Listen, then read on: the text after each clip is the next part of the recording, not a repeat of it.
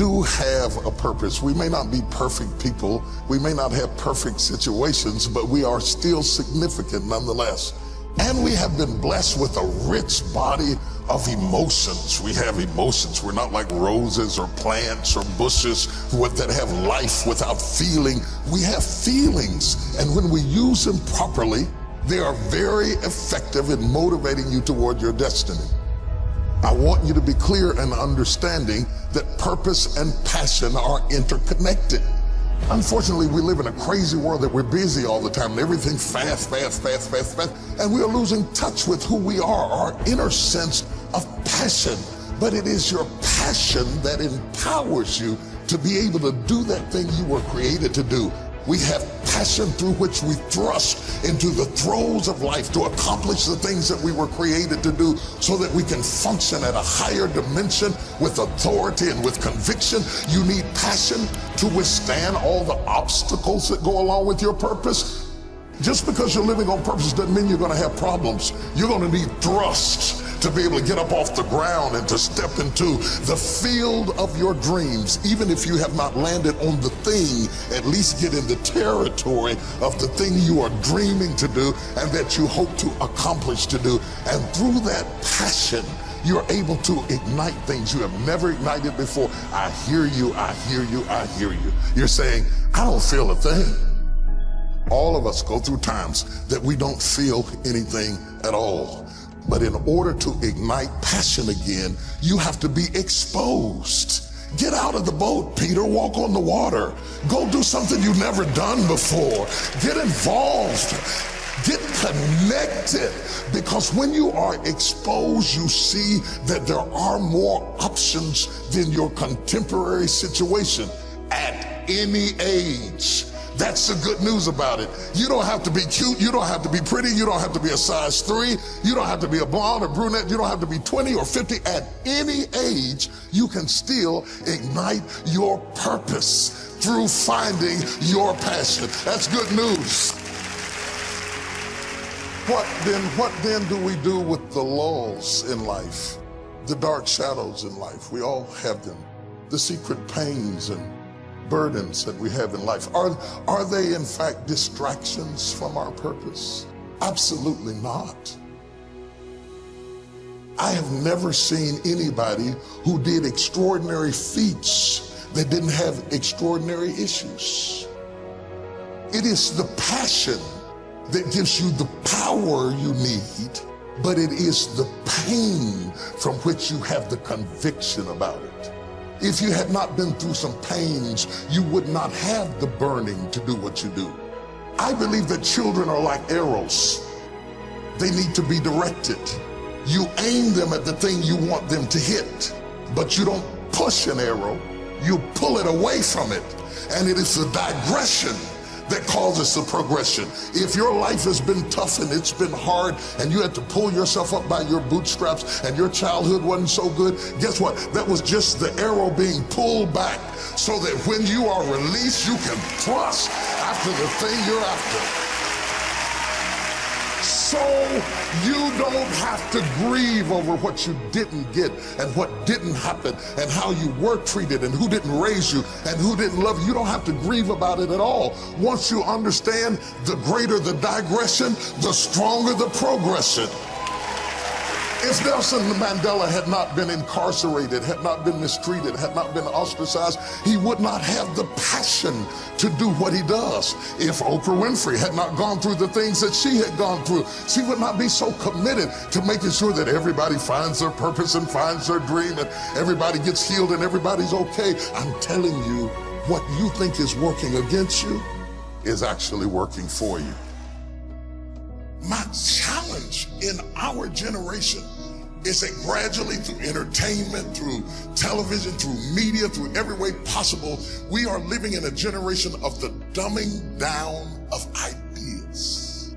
Because we have traded effectiveness for busyness. Statistics say we are busier than any other generation we have seen in the last 300 to 400 years. We are so busy. We are busier than a one-arm wallpaper hanger. We're just busy. We are just as busy as we can be, and we think because we're busy, we're effective. But I want you to challenge your schedule for a minute and ask yourself, are you really being effective? Or is your life cluttered with all kinds of stuff that demands you and drains you and taxes you and stops you from being your highest and best self? And are you substituting busyness and all the chaos that goes along with busyness from being effective?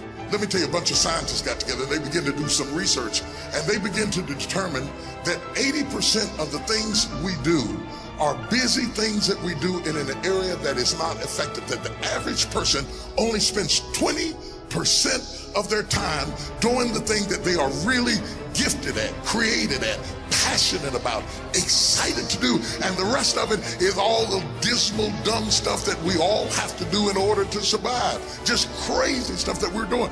Wonder what would happen if we would go from doing 80% of things that are busy but not effective and 20% of the things that are really effective if we would switch those numbers around and only give 20% of our time to the things that we have to do and 80% of our time to the thing that we were created to do.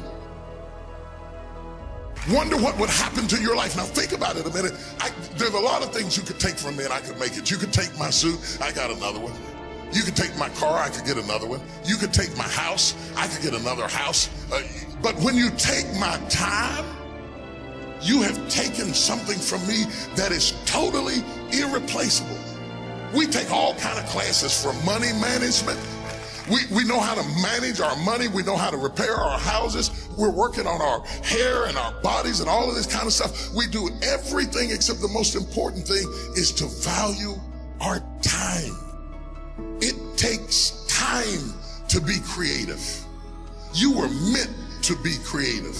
You were created in the likeness and the image of a creator, and in that likeness and in that image, you have creativity. If you had time, you would be creative. But in the absence of time and with busyness and clutter and the phone, beep, beep, beep. Y'all got music playing on your phone, all kinds of stuff. And no matter what kind of song you put on it, after a while you hate to hear it, because every time you hear that sound, you know it's somebody else wanting something else from you that's taking you away from what you are gifted and creative to do. This is a life class. That means that we have an opportunity to learn how to maximize our lives. Think of the things that you're doing that somebody else could be doing. And think of yourself as a precious commodity that you are going to reserve your energy for your highest and best use. The first thing we teach people that understand their significance, if you are doing anything that somebody else in your life could do, you are not reserving yourself for your highest and best use.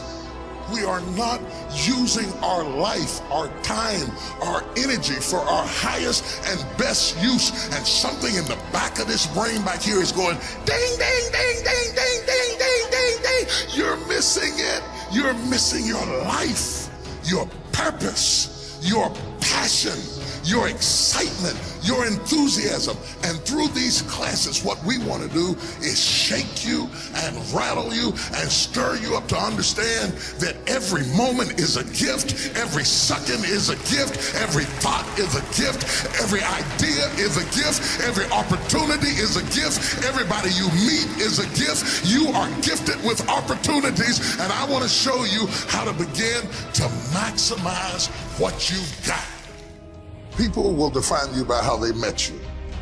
Whether it may be girlfriend, mother, banker, whatever it is, they define you right there. They put a period. But if you have the capacity to do more, turn that period into a comma. I tell people, don't let people put a period where God has put a comma. Explore all of your life, no matter how diverse it is. There are some people who have more capacity and they can handle more things, and there are other people who have to focus on one thing and do one thing well. You have to determine which one you are and be that. Now, a lot of people don't know how to get over the past. They don't know how to forgive. They confuse forgiving with forgetting. You don't have to forget it to forgive it.